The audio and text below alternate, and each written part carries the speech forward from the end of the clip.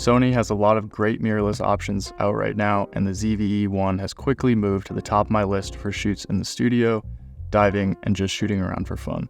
Combined with the compact DLM underwater housing, it makes for a lightweight, low-profile system with many of the same great features found in larger camera bodies. It has the same full-frame sensor as the A7S III, which has been my main camera for filming underwater. So you're still getting great low-light performance, 15 stops of dynamic range, as well as the dual-base ISOs of 640 and 12,800 while recording in log. It's really amazing to shoot all the way up at 12,800 and know that I'm still getting a usable image with very minimal noise.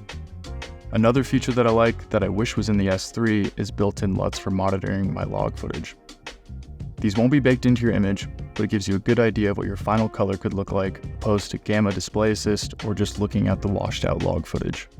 Our friend Nurpum over at Blue Water Photo was recently shooting this system in the Sea of Cortez and said that he really liked using the pre-installed S709 LUT for monitoring.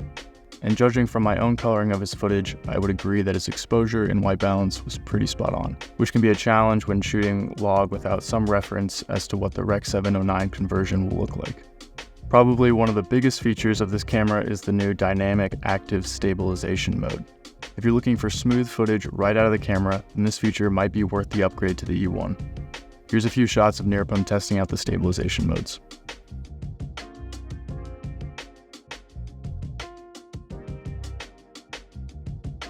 You'll see there's a pretty significant crop of about 30% when you switch into the dynamic active stabilization, and I've noticed that it does a good job while moving forward and back, but panning left or right has a bit of a robotic jolt as the image adjusts. Personally, I think it takes me out of the shot a bit, but it's a solid choice if you're just looking for some smooth footage straight out of the camera. There are other methods to stabilize your footage in post, so if you're not into the big crop, then I'd stick to the standard or active stabilization modes. John here at Ikelite also went diving with the ZV-E1 out in California a few months ago, and I was interested to hear what he had to say about it. So with this camera specifically, we do a prototype for the housing, and this camera is very small and is, can we get this in a DLM housing? So out the gate was like, all right, I'm very excited to shoot this because, the smaller the camera you can shoot, it's more comfortable and it's easier to travel with. So before you left to go diving out in California, we talked a little bit about setting up some of the custom buttons so that when you're shooting in natural light, you've got your main settings quick and easy to navigate to. You talk a little bit about using those actually in the field. So as you know, I'm a huge fan of customizing a camera to, help me get better results faster. In this particular case, knowing we were going to shoot natural light video, I wanted to change ISO and I wanted to be able to set manual white balance very effectively and quickly. So we set up the camera in a way that the left button was basically ISO activating down, right button was ISO activating up, and then we were able to set another button to do manual white balance, and it all just very, very quickly, very seamlessly in the water. So the new dynamic active stabilization is another big feature in this camera. Can you talk a little bit about using that while diving? So we get out there in like a lot of diving scenarios, the time there was supposed to be giant sea bass, which there was, they were definitely there. And when that subject that you're looking to get shows up, like that you didn't know is necessarily going to be there, like you're excited, like you want to waste no time. You're not the most stable person in the water at this moment, and that stabilization just made that moment extremely smooth. I didn't, you have to get your composure. It's just like right then and there. So overall, what did you think about the camera? Would you recommend it to people who are either getting into Sony or looking to upgrade their video? If full disclosure, all cameras that are really good in specifications aren't as exciting until you get it in the field and actually get to see what that means in real life.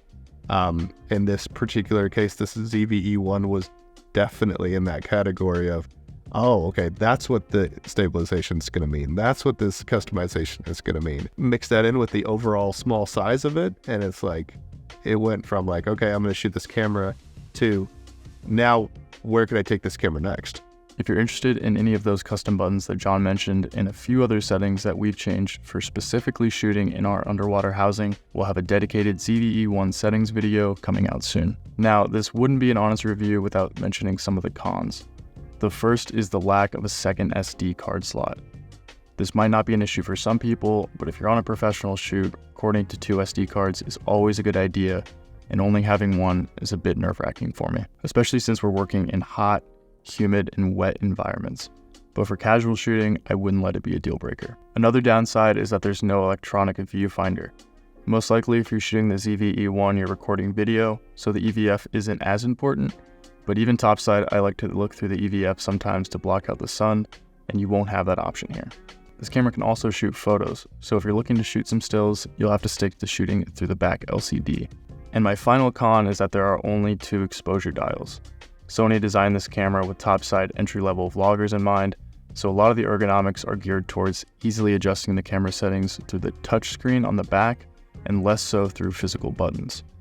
Underwater, the touchscreen isn't available, so you'll have to decide which settings are most important to you while filming underwater and assign those to the 2 dials. There's a lot of power packed into this camera and it has been the perfect B cam in my kit. I'd recommend picking one up if you're a casual shooter looking to get great video, or professional looking to get a few underwater shots that'll match their topside footage without breaking the bank. If you have any questions, drop us a comment below or email us at ikelite@ikelite.com.